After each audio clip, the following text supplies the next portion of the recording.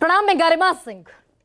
आज बात करूंगी उत्तर प्रदेश की। दरअसल सियासी तौर पर जब जब उत्तर प्रदेश का जिक्र होता है तो कुछ एडजेक्टिव्स जुड़ते हैं उत्तर प्रदेश के साथ। मसलन सबसे बड़ा सूबा, 80 लोकसभा की सीटों वाला प्रदेश है, दिल्ली की सत्ता का कॉरिडोर यहां से जाता है, सबसे बड़ी जमीन है किसी भी पॉलिटिकल पार्टी के लिए उत्तर प्रदेश।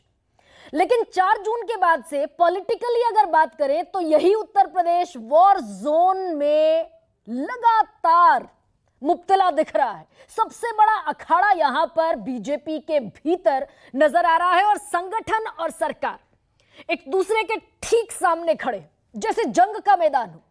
क्योंकि 14 जुलाई को याद कीजिए, राष्ट्रीय कार्य समिति की बैठक हुई और केशव प्रसाद मौर्य उत्तर प्रदेश के उप मुख्यमंत्री ने यूपी के ही मुख्यमंत्री के खिलाफ एक ताल ठोक दी, हुंकार भरी कि संगठन सरकार से बड़ा है। दिल्ली दरबार भी लगा, केशव प्रसाद मौर्य, ब्रजेश पाठक, भूपेंद्र चौधरी, योगी आदित्यनाथ सब चीफ मिनिस्टर्स की काउंसिल में हिस्सा लेने भी पहुंचे और लगा कि भाई सारी चीजें सेटल डाउन हो जाएंगी। प्रधानमंत्री नरेंद्र मोदी ने जो ज्ञान देकर भेजा उसका असर जमीन पर दिखेगा कि भाई सबके समन्वय की जरूरत है, सरकार और संगठन के बीच समन्वय के बगैर काम नहीं हो सकता। लेकिन एक बार फिर से पिछले 3 दिनों से सिर्फ फुटबॉल का खेल उत्तर प्रदेश में चल रहा है और एक बार फिर जंग पर आमादा ये दोनों धड़े सरकार और संगठन नजर आ रहे हैं। और मैं ये क्यों कह रही हूं, प्रधानमंत्री की जो समझाइश थी उसके बावजूद ये स्थिति आई है नजूल भूमि विधेयक पर।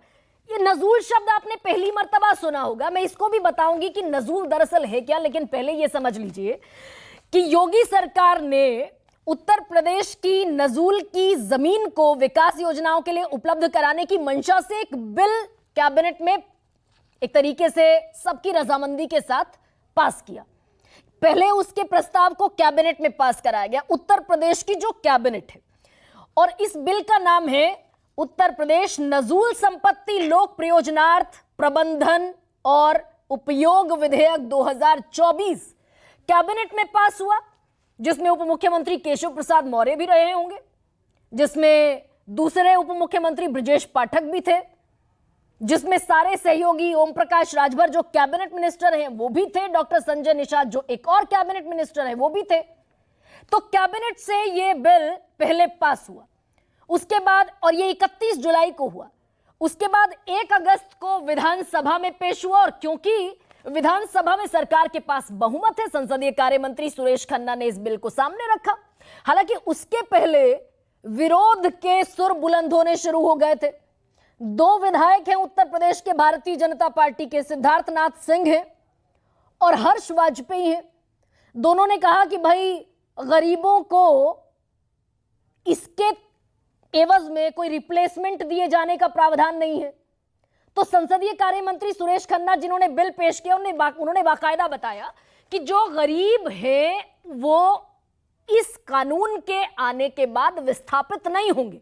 तो विधानसभा में पारित हो गया बिल 1 अगस्त को।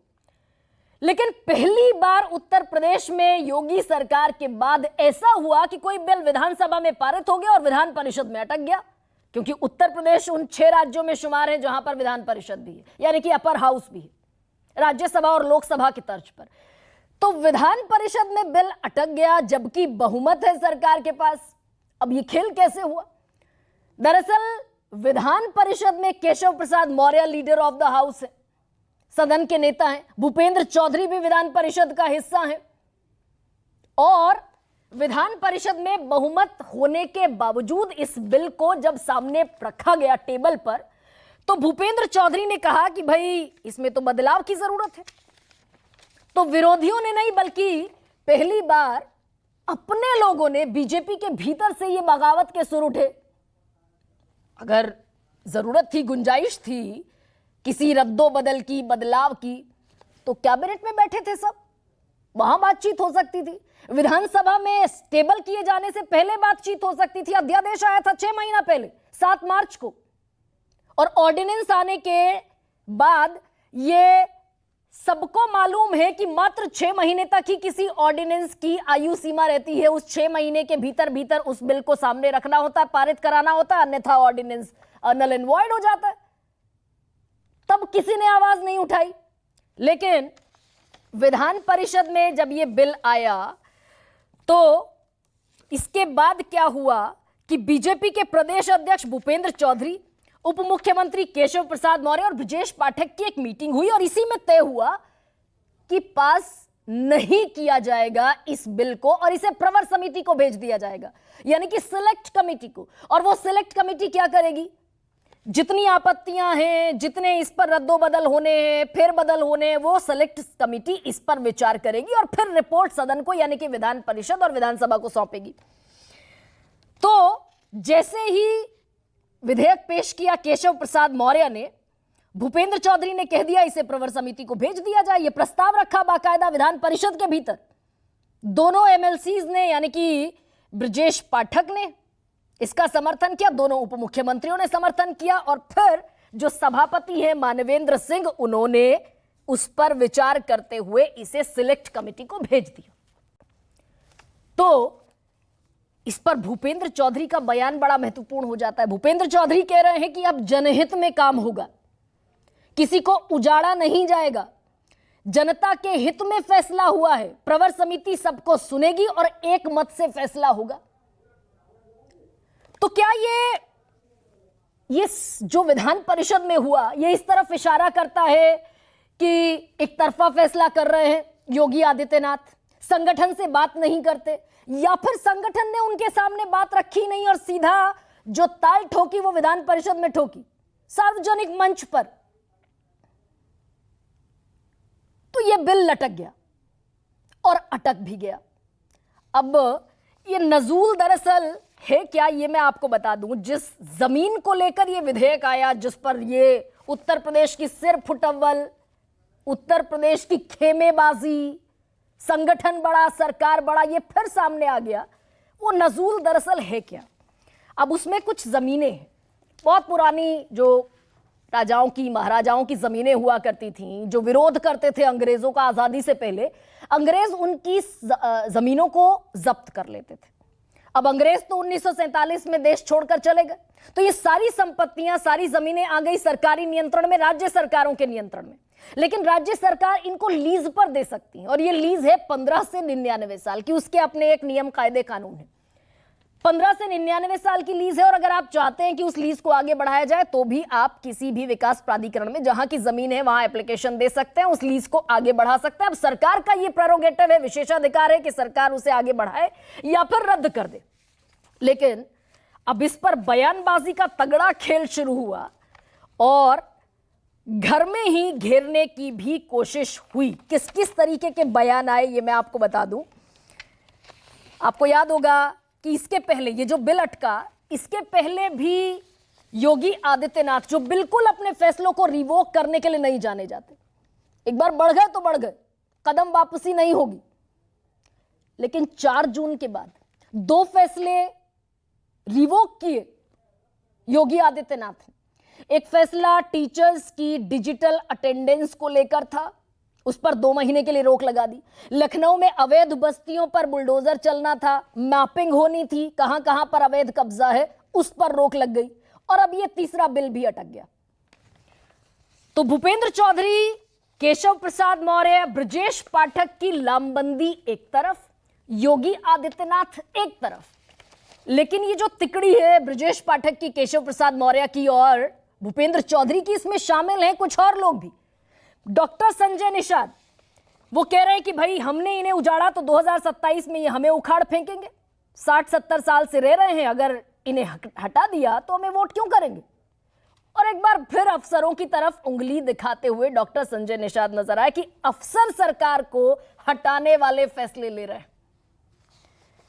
और ठीक ऐसी ही बात ओपी राजभर कह रहे हैं, ठीक ऐसी ही बात अनुप्रिया पटेल कह रही है कि कोई बातचीत नहीं हुई, कोई व्यापक विचार विमर्श हुआ ही नहीं, बगैर विचार विमर्श के ये बिल ले आया गया। अब जब घर में इतने विरोध के सुर हो, जबरदस्त खेमेबंदी हो, तो फिर विपक्ष की आवाज की जरूरत हालांकि रह नहीं जाती।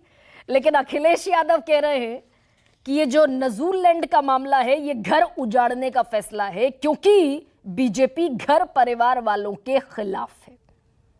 नजूल बिल हमेशा हमेशा के लिए वापस हो। अब भाई पड़ोस के घर में, दुश्मन के घर में, बल्कि विरोधी प्रतिपक्षी राजनीति में आज की तारीख में सब दुश्मन है, दुश्मन के घर में आग लगी हो और कोई हाथ ना सेके, ये कैसे हो सकता है?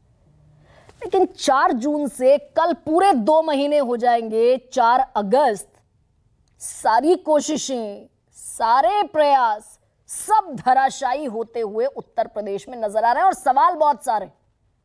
आज इसी पर चर्चा करूंगी। मैं 2 बयानों के साथ शुरुआत कर रही हूं और वो शेर जो मैंने पढ़ा कि मर्ज बढ़ता गया जो जो दवा की, तो ये खेमेबंदी 27 तक पहुंचती है क्या?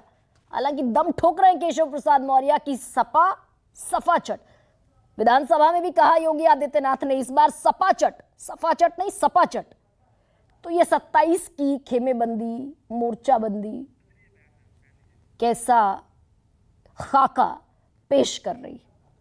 मैं बयान दिखाती हूं आपको। ये तय हुआ कि भाई बातचीत करके आपस में उन सारे पहलुओं पर और एक बार विचार किया जाए और ऐसा कोई निर्णय ना हो जिससे जनता के लिए नुकसान हो, कोई असहज स्थिति का सामना करना पड़े। नजूल में जो गरीब कमजोर लोग हैं, बसे हुए लोग हैं, मुख्यमंत्री जी की भी सोच है, प्रधानमंत्री जी की भी सोच है कि हम उनको छत दे करके बसाने की बात करते हैं। नजूल के जो कानून की बात आ रही है तो उसमें यह है कि जो बीजेपी के विधायक हों चाहे किसी दल के हों, सबकी ये राय है कि गरीबों को न उजाड़ा जाए, गरीबों को वहीं रहने दिया जाए जो जहां है। और हमको लगता है कि उस पर विचार, स्वस्थ विचार होगा और उम्मीद है कि जिस तरीके से लोगों को घरौंदी हमारी सरकार दे रही है उसी तरीके से नजूल भूमि पर रहने वालों को भी व्यवस्था होगा और किन परिस्थितियों में निर्णय आया उस पर आकलन होगा। और क्या है आज का सबसे बड़ा सवाल आपके सामने? नजूल कानून की सख्ती बसाएगा या उजाड़ेगा बस्ती? और नजूल बिल को लेकर आए योगी अपने क्यों हुए विरोधी?